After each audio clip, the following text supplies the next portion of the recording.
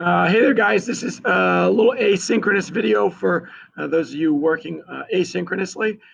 This video is for Path 3. So if you're working on the assignment Path 3, well, you'll know that because that's where you'll find the video. So I don't know why I'm explaining that. It's confusing.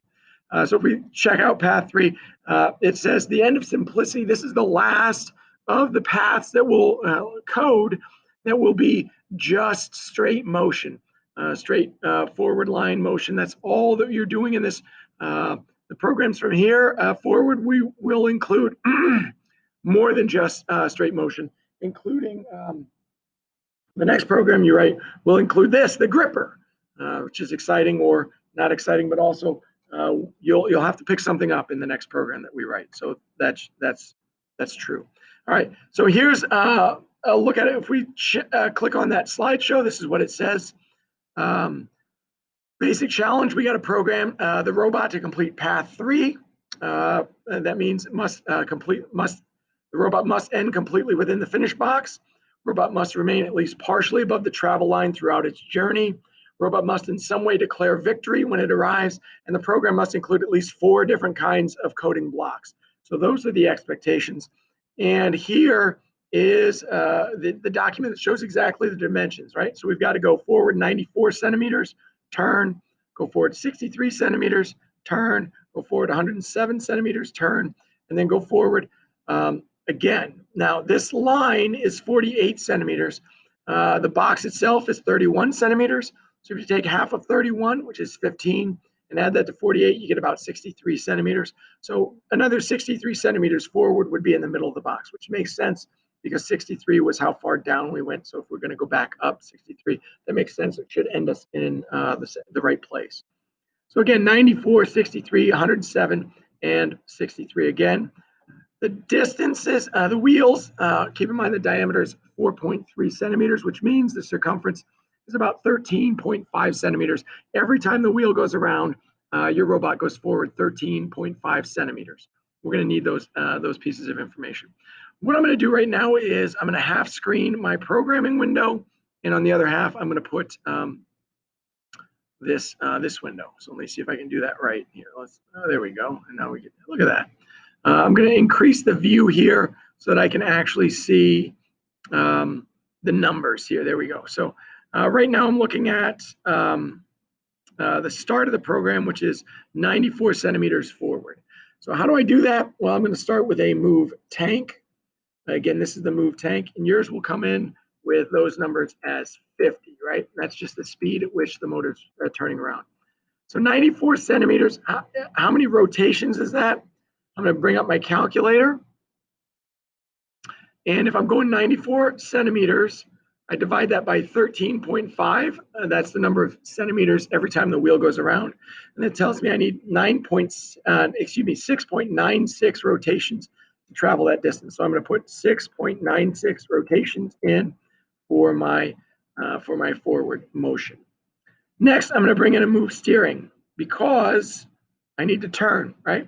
So if I've gone forward 94, then I need to turn so I can go forward down that line, right? So move steering.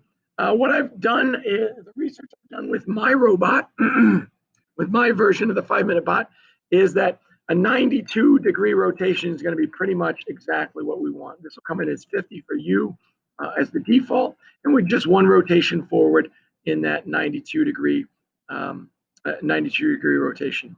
So after that, we've gone forward and we turned. We need to go forward again, 63 centimeters this time.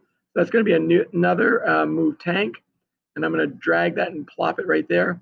And then just kind of arrow over here. And again, these will come in as 50 for you. 63 centimeters. So I'm going to take my calculator again, 63, and I'm going to divide it by 13.5.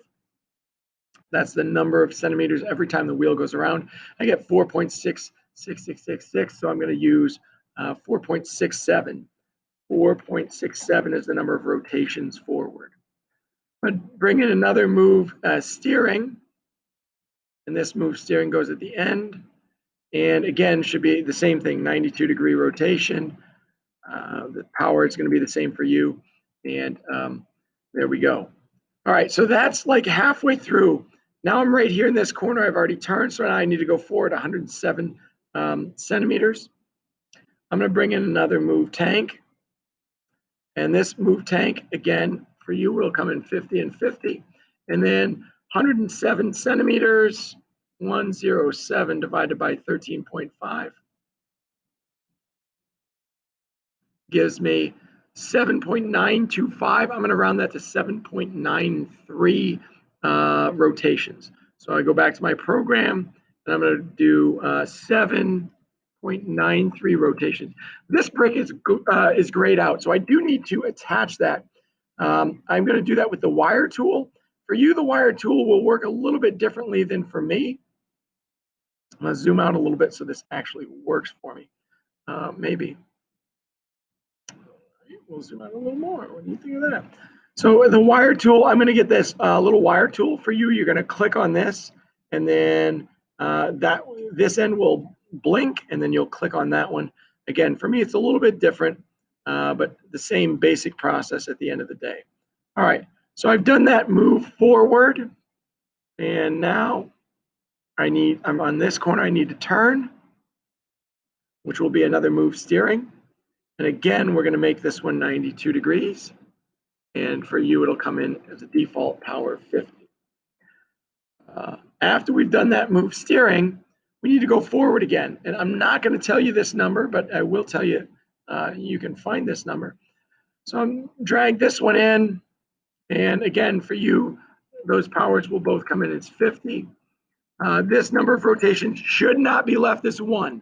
But I'm going to leave it as 1. You need to figure out how far forward. And again, it's 63 centimeters.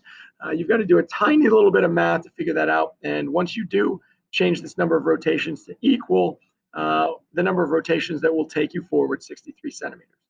Once you're there, if we go back to the requirements, keep in mind, once we're there, the robot must in some way declare victory, and it must include at least 4 different types of coding blocks.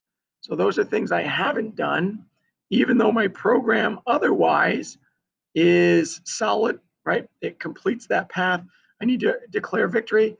And for me, I'm going to drag in a sound and make that the you can't beat elephant call. And then I'll drag in a blinky light and I'll make that red.